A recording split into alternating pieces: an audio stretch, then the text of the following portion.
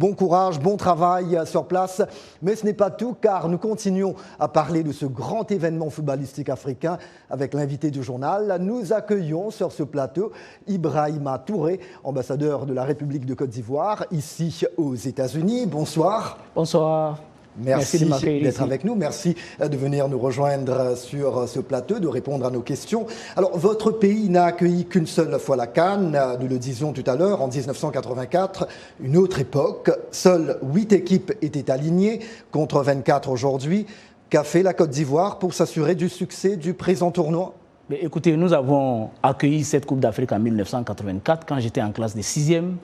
40 ans après, nous accueillons notre deuxième Coupe d'Afrique. 40 ans, c'est l'âge de la maturité.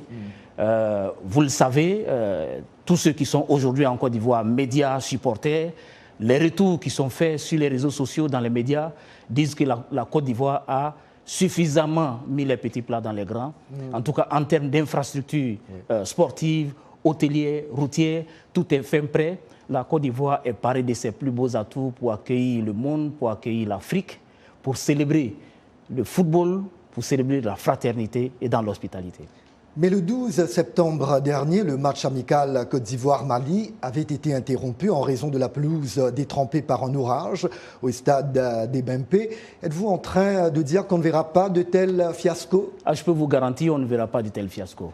Parce que, Dieu merci, ce genre d'événement est arrivé bien avant la Coupe d'Afrique. Donc les dispositions ont été prises aussi bien pour le stade Alassane Ouattara que pour toutes les autres infrastructures sportives pour nous assurer que tout est fin prêt et que les matchs se déroulent dans les conditions optimales. Et comme l'a dit un des leaders de la CAF, ce qu'ils ont vu sur place sont des infrastructures qui ont des niveaux où la Côte d'Ivoire peut légitimement prétendre, bien entendu, avec d'autres pays, à organiser une Coupe du Monde. En tout cas, les infrastructures sont de grande qualité. Justement, votre pays n'a donc pas lésiné sur les moyens. 1,5 milliard de dollars ont été investis au total. Qu'attend la Côte d'Ivoire en retour ? Et d'ailleurs, cette question aussi, quel profit le continent africain peut-il tirer des investissements aussi importants dans de grands événements sportifs ? Je crois qu'on ne peut pas parler de tout ça sans souligner et saluer le leadership transformationnel du président Alassane Ouattara. Faites un peu de politique. Non, mais c'est la réalité.